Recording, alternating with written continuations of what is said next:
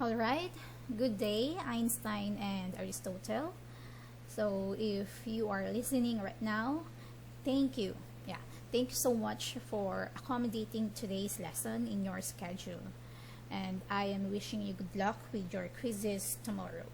Okay, so I hope after this short discussion, you'll gain something which you can use in your academic endeavor in future.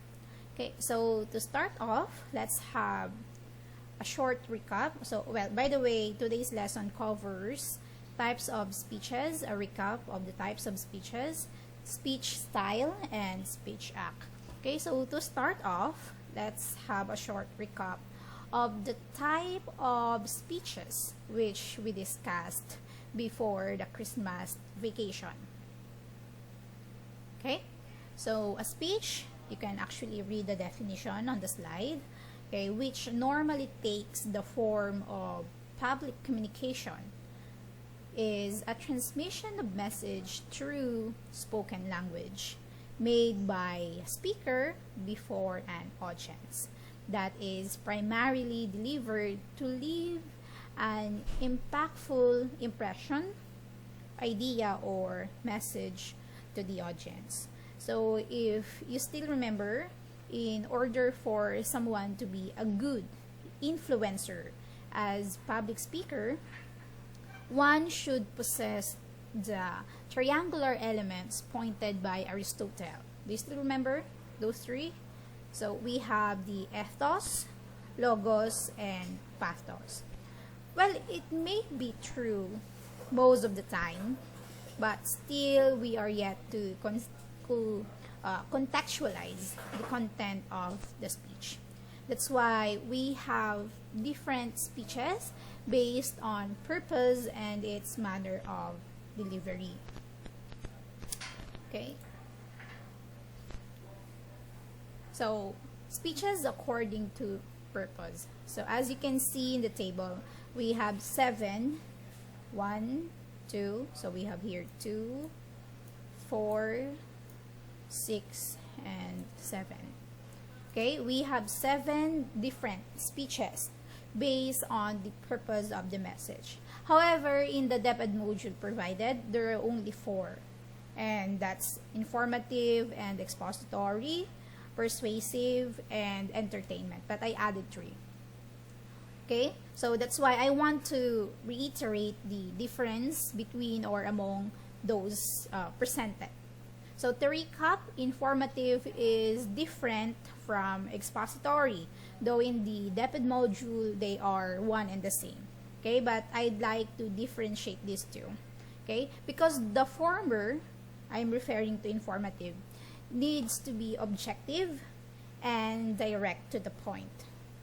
So it only adheres to factual information. Okay, scientific data or data, if you'd like that one, statistics, whereas the expository is a combination of facts and, perception of the person delivering the message, which is still, of course, anchored from facts. So it needs keen observation as to affirm or confirm the data or the facts or, statistics that are provided. So next we have persuasive and argumentative.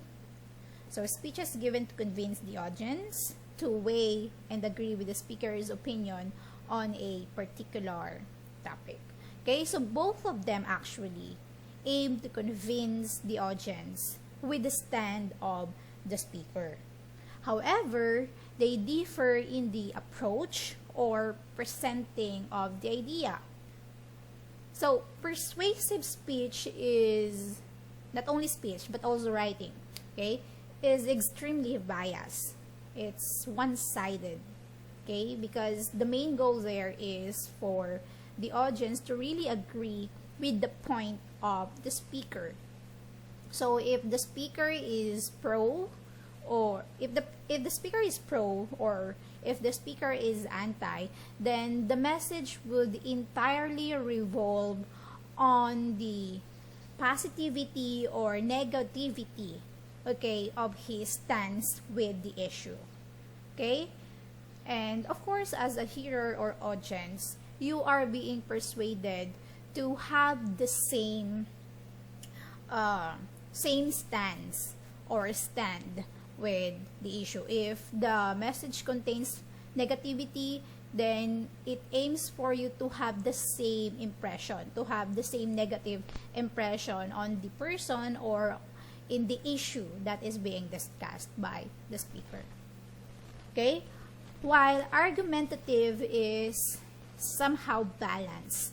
So it presents both sides of the topic or issue and let the audience decides whether he or she will agree at the end of the speech. So it does not only present positive or negative, but it argumentative speech presents both negative and positive. It depends on the style of the speaker whether he or she will deliver the positive side first followed by negative side, or of course negative, or vice versa. Okay, then we have the descriptive and entertainment. So both are actually very descriptive in nature, as the name suggests, especially for descriptive. So they both use explicit, okay, way of describing things. Although entertainment speech include a lot of, sarcasm, farce, pun, let's say joke. Okay, and of course the secret to a very entertaining speech is how much the speaker's presence, okay, impact wordings, and of course the manner of delivery. That's why they have this term timing, no? Well, in Filipino, there are people who are only fit to actually crack a joke, because there are some who really try hard. We call them trying hard, no? And of course, since somehow they do not really have the vibes of being a joker or someone who could actually give some entertaining words, or entertaining scenario. Well, the very purpose of an entertaining speech dies, okay, just because the person is not the appropriate or the right person to actually deliver it or to execute the joke or the entertainment speech. Okay, so for descriptive, well, by the way, entertainment speech is actually light and less serious. You do not really have to listen very well for the details, because it actually it's after with a person's humor and common sense. Okay? While descriptive normally talks about experiences, a person's anecdote, and it mainly desire to evoke feelings. Sympathy, nostalgia, ecstasy, and many more feelings that you are familiar with. So it tries to connect to the most superficial down to the core of your being. And then lastly, we have, of course, narrative. So speeches told to convey report of an event and relatable personal story or experience. So we have here the term, or the keyword told. Okay? So it's more of being relevant to the life of the audience.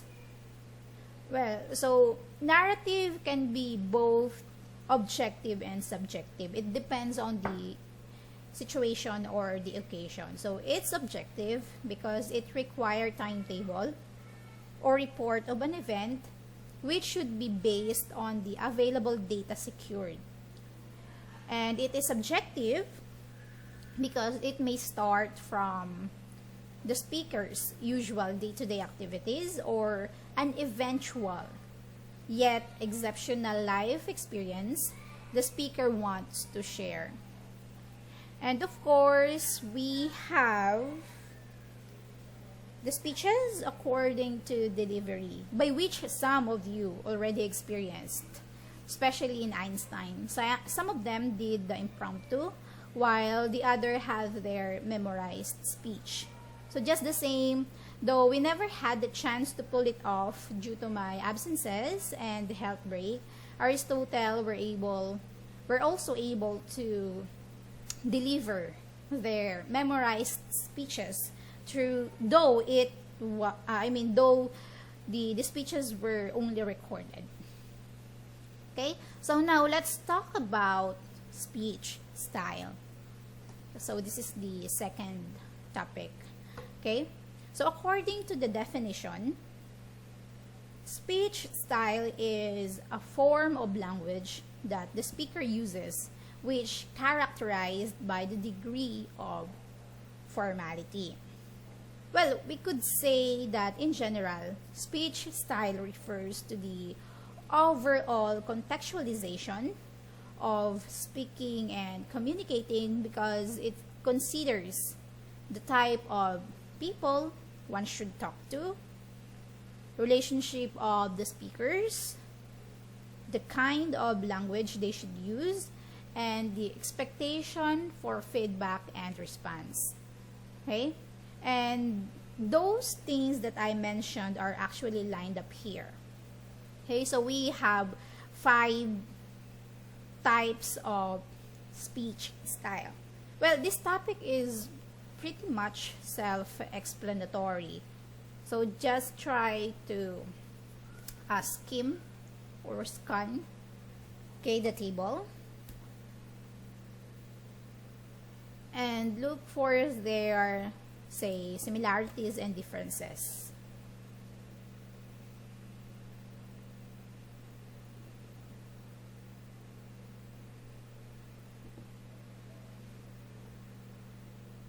Okay, so we have intimate, casual, consultative, formal, and frozen for our speech styles.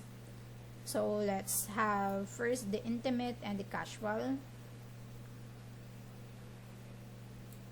Okay, so both intimate and casual act, okay, depend on the closeness of the speaker to one another. Say if we're going to maybe rate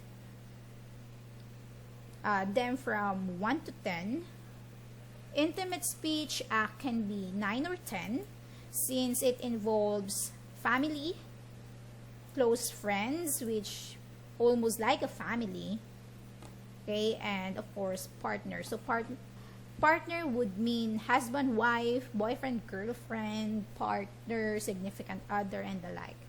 Okay, and casual could range from 8 and below. So in casual language, it varies depending to the speaker. It ranges from, the use of language, okay, could range from slang to vernacular. So vernacular is the day-to-day language that you use. So it's like a common language, okay, to highly technical words, and may also depend on the occasion or events or maybe works. So both of them are actually two-way process of communication, because the conversation is somehow expected to last for several minutes, meaning to say there should be literally an exchange of messages, okay, when a speaker talks to the following, like a member of the family, friends, workmates. But for stranger, it depends, okay, it depends. If you really are not in the mood to talk to a stranger, then you just answer through nonverbal cues. You may just remain silent, you may just nod, or you may just use your fingers to answer, like yeah, okay, stop, whatever. Okay, and then we have here consultative. So I indicated here relationship is semi-formal or standard, and it regards, of course, professionalism. And definitely the language that could be used can be professional or semi-formal. Okay, so in consultative, it poses some limitation or restriction not only with the way how the speaker must talk, okay, but also how to behave. It entails professionalism, though there are times that the person in authority or power, or let's say the expert, specifically consultant, okay, would like to break the ice and let the other speaker, say the client, to relax by speaking to him or her with less formality. Since it is given that the client may be overwhelmed by the presence of the consultant and the things that he or she discusses. Since there are a lot of times that the client would always ask questions due to confusion or due to the clarity that he or she wants to receive from the expert. Okay, so definitely there is really a literal boundary, okay, between the expert and then the client. It could be to their academic status, or it could be through their position in work, okay, that really limits the thing that they could talk or the thing that they are allowed to behave or act. Okay, and then of course it's still a two-way process because it entails question and answer portion. Okay, and then what more? Actually, it's not only about expert and client. It could, since we have here seller and customer, so these people that involve here in consultative may also revolve around business or service to customer relationship. Okay, and then we have, I hope you are following. Okay, so we have here the description, of course, in the second column, the relationship of people involved and the kind of language that they have and maybe the situation. Then we have here literally the example or the people that revolve around that kind of style, and then the process of communication. Then we have here the formal and frozen. This one. So what's there in common? It's a one-way process of communication, meaning to say it does not entail to receive any response or feedback. Okay, so let's see why. Okay, so for formal, I describe the relationship as distant, impersonal, or detached. Okay, the reason is that there is most of the time the audience in any way does not have any relationship to the speaker. Okay, aside from the fact that if we're going to look at it in a social context, they only revolve in the same community, in the same state, or in the same country. They only have the same citizenship. But if we're going to look at their relationship per se, okay, their connection, especially for the family, with works and the like, they do not have something in common. Okay, that's why I describe it as distant, impersonal, and very much detached. Okay, and here, if in intimate, casual, consultative, we have here a lot of speakers, and in a way they can talk all at the same time, though that may cause confusion, okay, in delivering and understanding the message. In a formal style of speech, okay, we only have one speaker at a time. Okay, the power or the authority relies on that sole person. Okay, so here, for example, we have a guest speaker delivering an inspirational message. Okay, you do not really have to respond or reply, though some may may applaud their hands or whatever.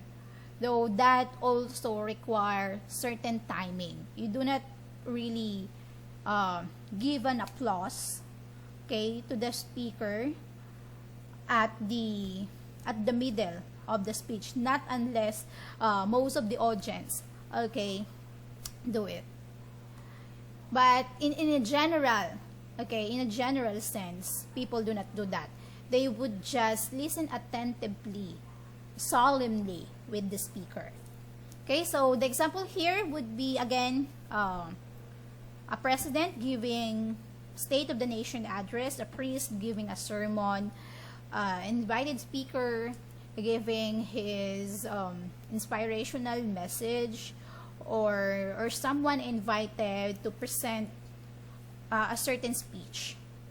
Okay, so it's very much formal. Well, again, just like with casual, the language may vary from formal to technical. Okay, because the speaker also require to deliver the same. Okay, but of course, if we are talking about public audience, they could adjust the language, just like with Pinoy. I think he was the only former president, Benigno Aquino III. I think he was, well, I'm not sure. He was the only president who delivered his talk in Filipino. But you may confirm that one, since I'm not really sure. Well, compared to Duterte, to President Duterte, now he delivered his, from the past, and well, he still continued to do it. Okay, he delivers his speech in either English or Visaya, because it's actually hard for him to actually speak in Tagalog. Okay, and then we have here Frozen. So relationship is not clear. Okay, it can be rooted from loyalty to respect or position, and the language is fixed and established in terms. Okay, so what do we mean by frozen? Okay, we are not really after as to who is the speaker. Okay, we are after with what is the message spoken by the speaker. Okay, in intimate, casual, and consultative, they actually do an extemporaneous, not extemporaneous, let's say impromptu, no? The things that they're talking is actually an impromptu. Meaning to say, they do not have to think of anything prior to their conversation. Though in consultative, somehow they already have their prepared data as basis for what they're going to talk to their client. Okay, and then for formal, it's more of a manuscript. It could be also memorized if the speaker is so brilliant that he or she is able to memorize all those long messages. And for frozen, okay, it's almost the same for memorized, though it's rarely memorized. Most of the time it is a manuscript speech for frozen, because the speaker has something to read which he or she needs to deliver in front of a person of authority and at the same time in the public. Okay, so if you want to have some changes in your status, in your position, okay, this frozen style of speech is needed to make it official. So, for example, as a new board passer, though of course I'm not a new board passer, okay, I received my license a year after I graduated in college. So that's back in 2015, I graduated in college, and then I obtained my license in the same year. but I only had my oath taking the year after.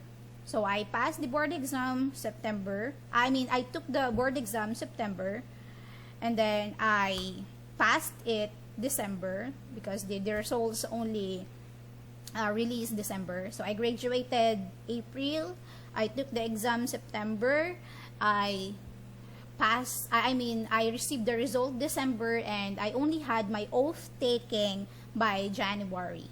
So meaning to say, January was the official, okay, date for me to formally receive the title licensed professional teacher. Okay, and in Frozen, the message that is delivered there is actually fixed or well established, and it can be only amended if the process or the people who have the power to actually change it permit to have some revision, editing, or amendment. Okay, but if not, then it will remain the same. Okay, though of course in preamble in most messages in a frozen type of speech style, okay, do not permit any changes. You do not have to add or remove. But in case of prayer, of course, since though there is somehow, okay, a known fixed pattern for prayer, we still have the liberty to add and remove something, but most of the time we only add. Okay, we do not often remove line from it, not unless we do not memorize the prayer. Okay, so I hope you understand this lesson. Now let's move on to the next one, which is the speech act. So you could now connect the learning that you had in your past lesson. So in nature, communication with speech as one of its foundation to convey a message is purposive, meaning to say, for every attempt of forming a connection and relation with others, it entails certain objective. Okay, do not just talk to someone because you want to, but because you have this ulterior motive. Okay, and according to J.L. Austin, so he is a linguist. Okay, communication in the speech community does not only stop at sending message and receiving mere response. There should be, quote unquote, an accomplishment. And by accomplishment, it means some actions done in response to the message. That's why he proposed the concept of speech act. So in definition, speech act is an utterance. Speech acts, okay, are utterance that constitute some sort of actions, such as promising, apologizing, warning, or ordering. And then we also have, not only that, we also have like stating, though stating may be something different. Later, I'll explain why. Okay, and then could be like demanding, okay, requesting, something like that. Okay, there are three elements of speech act. Okay, so we have locutionary, illocutionary, and perlocutionary. Actually, these three are basically the elements that you know in the communication process. So if you still remember, the encoder with the encoded message, the experience, and the decoder with its feedback. Though, of course, in the first part of your lesson, it specifically named the elements as speaker, receiver, encoder, decoder, then you have the channel, the medium of communication, and the communication barrier. Okay, so all of those are actually considered. But then J.L. Austin would like to present how those elements are actually used in the actual practical speech or in the speech community. Okay, so we have here again the locutionary, which is the actual utterance, meaning to say literally the words that you say when you communicate.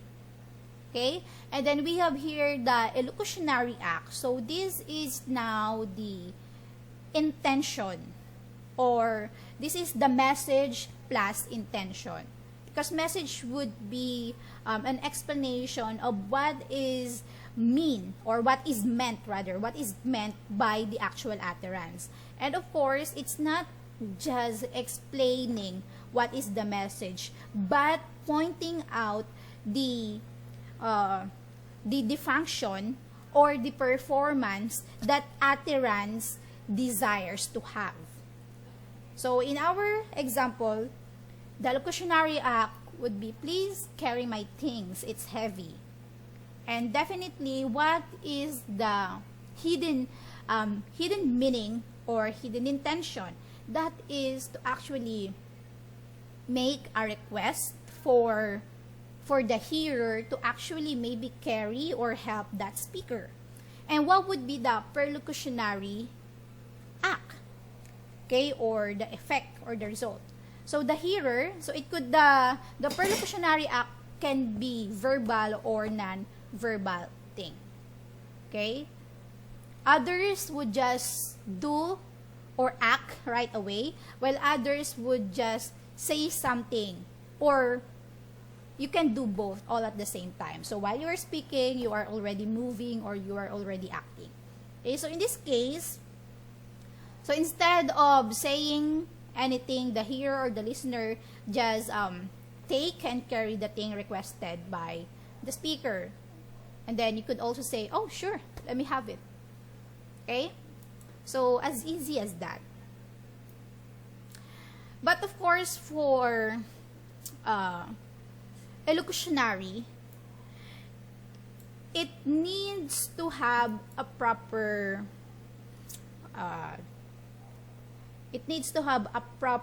interpretation of the paralanguage. So you have to decipher the meaning, no? In terms of the paralanguage integrated in the locutionary act or in the actual words. Okay, like how the loudness of the voice, the intonation, the pitch, the speed, okay, the clarity, okay, of the words. Okay, it's saying, can you carry my bag? Something that tone is different from, can you carry my bag? Okay, so the first one is most likely like ordering or demanding, while the second one is somehow hesitant and not sure if the listener or the hearer would grant her request. Can you carry my bag?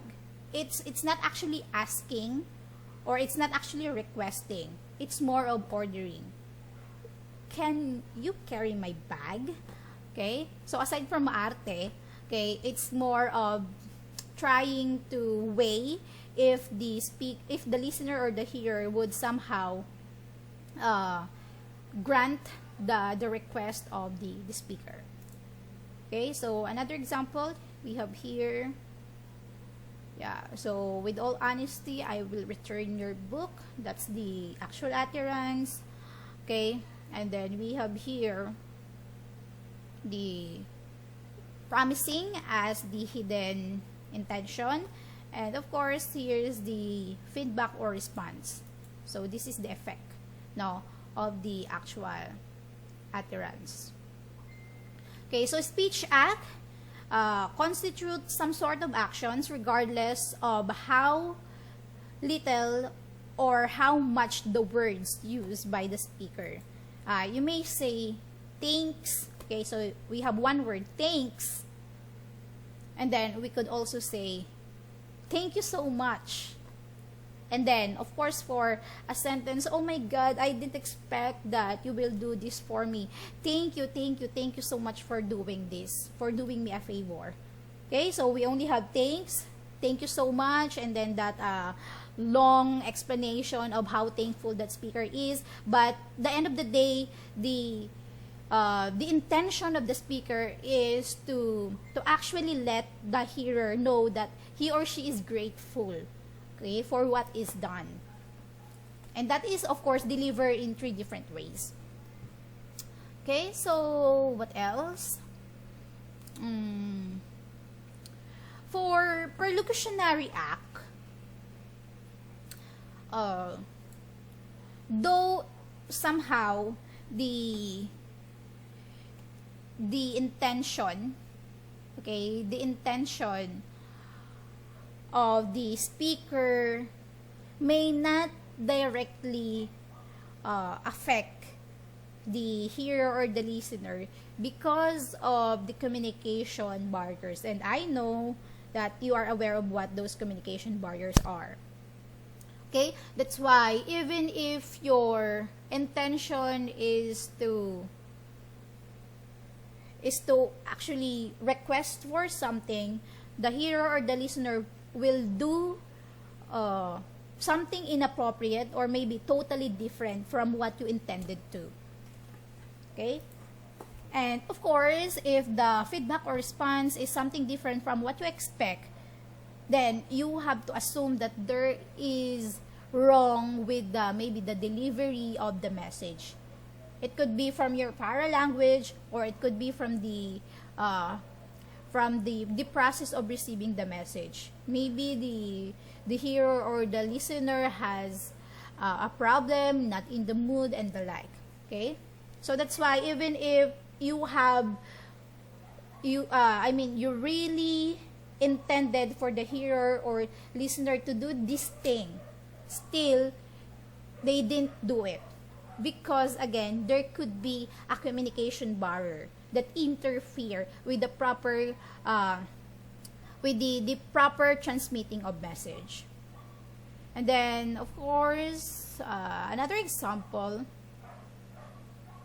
So yeah, this is the example which I'd like to show by giving emphasis on the message, how you are able to somehow explain the message of the actual utterance. So in this scenario, you could see here two people. So we have here Light, Yagami Light, also known as Kira, and of course this Death Reaper, we have here Ryuk.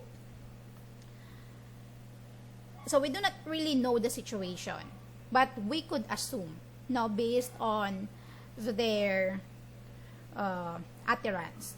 So here, Kira said that you're not much help. Okay, you're not much help. Okay, so what would be the intention or what is the function of that utterance? Okay, so it could be that Kira is actually telling the truth. Okay, but telling something also has its specific branch. It could be merely stating or concluding. And what did Ryuk do? It's of course replying with the same, of course, using an utterance as well. No, I'm not. So it's more of confirming what Kira said. So, well, even if without that line, Ryuk could just nod or do some actions which poses agreement with the statement of Kira. Now, what is the message? If we're going to somehow look deeper on the utterance of the speaker, how can we interpret it? Okay, so we do not really know the situation before these actual utterances.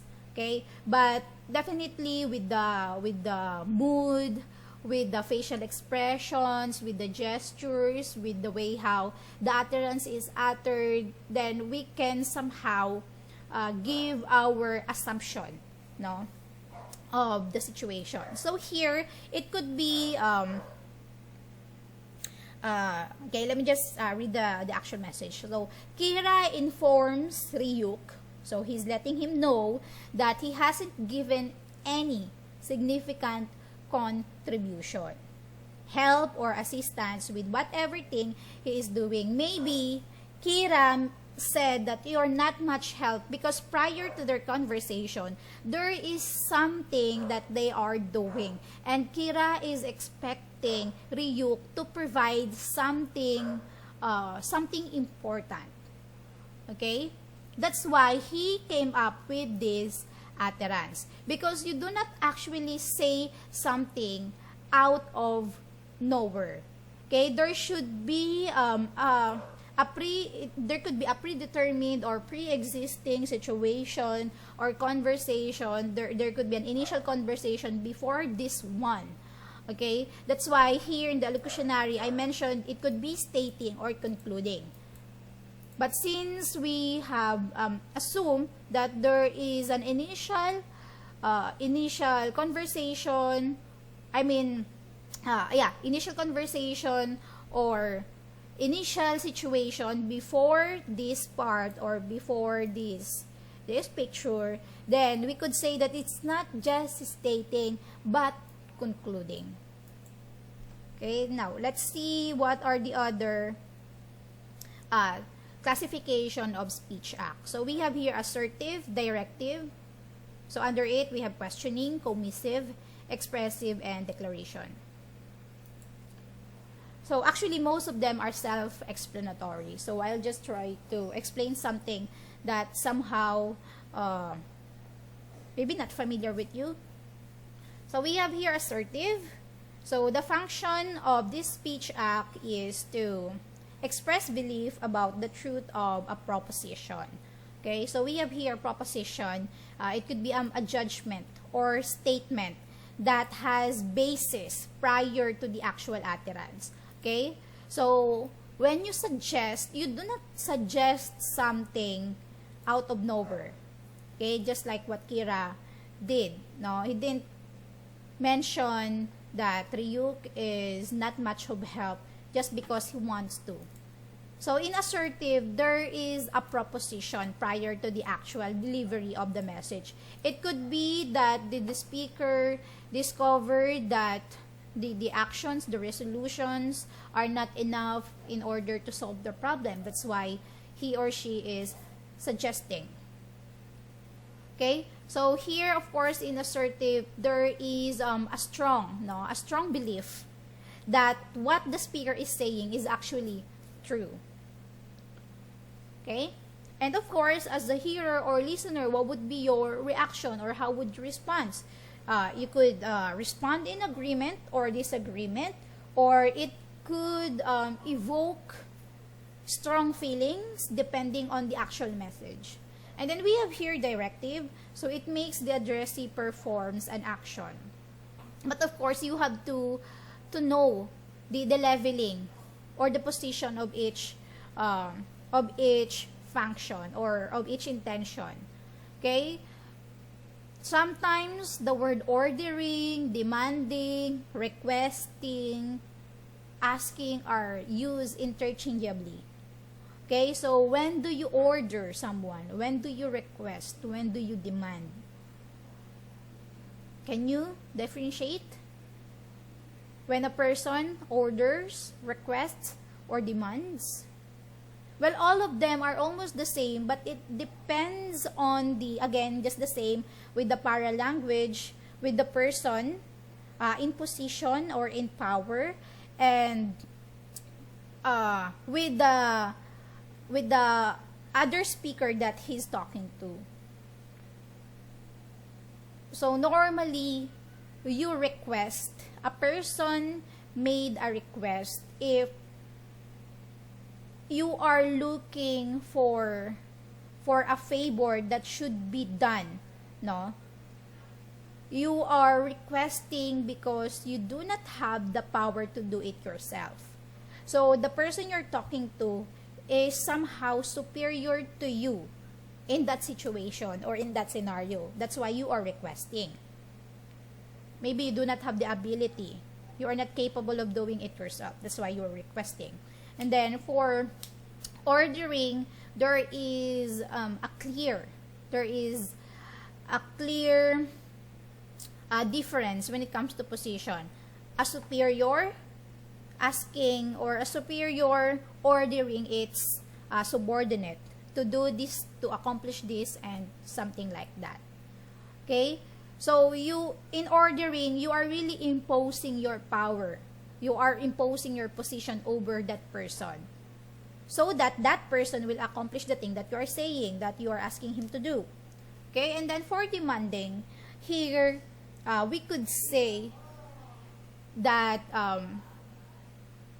the speakers, so the one demanding and the one being demanded to do the thing, okay, they could have the same position. It so happened that this speaker, okay, maybe is too confident that he'd really like to look more powerful or more superior than the other person, even though they really have the same position at all. Okay, and then we have here commissive. So commits on doing something in the future. So it's more of saying something that will only happen in some point in the future. And then we have here expressive. So definitely it expresses strong emotions or reactions. And then we have here declaration and representative.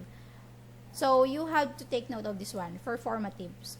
So in declaration, it brings change in the external situation. But there are two conditions for this declaration to happen, or there are two conditions for the speaker to actually bring change in the external situation.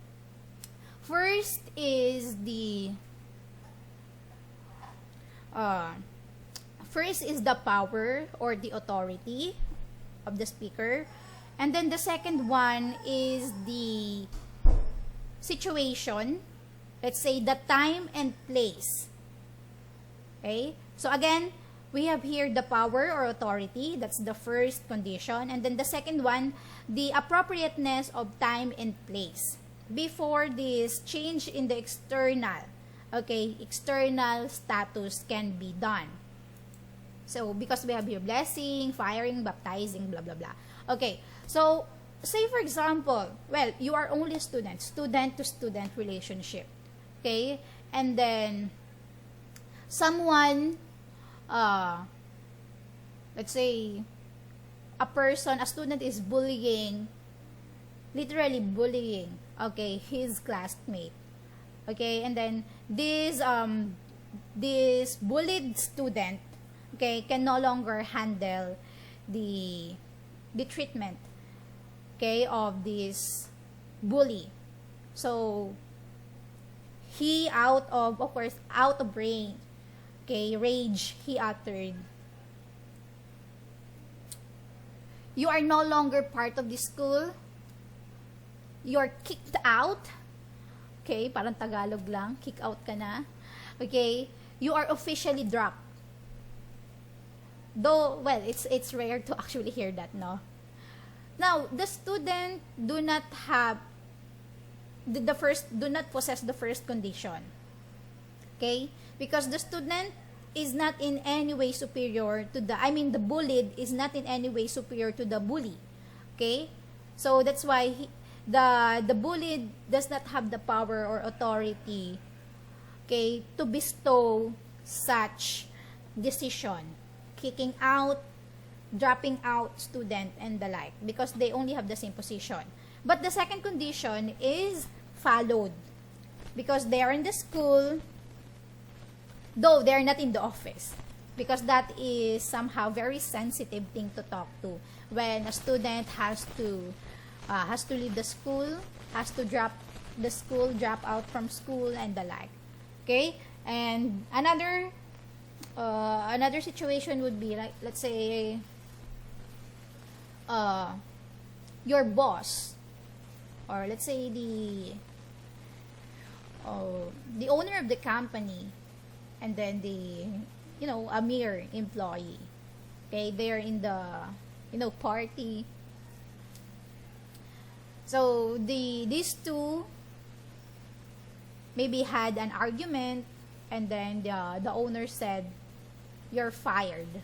Okay, so the first condition is actually granted, because of course CEO, owner of the company, by all means, the person has the power to remove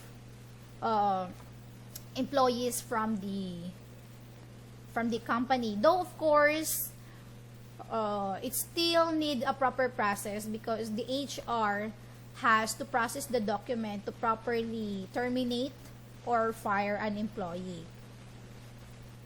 Okay, and then, but of course, the second condition is not appropriate, because they're in the party, they're not in the office, or they're not within the company itself. So in short, in declaration, a person who is trying to bring change in the situation, in the external situation, must have the power and authority to do it, and it should be done in a proper place and proper time.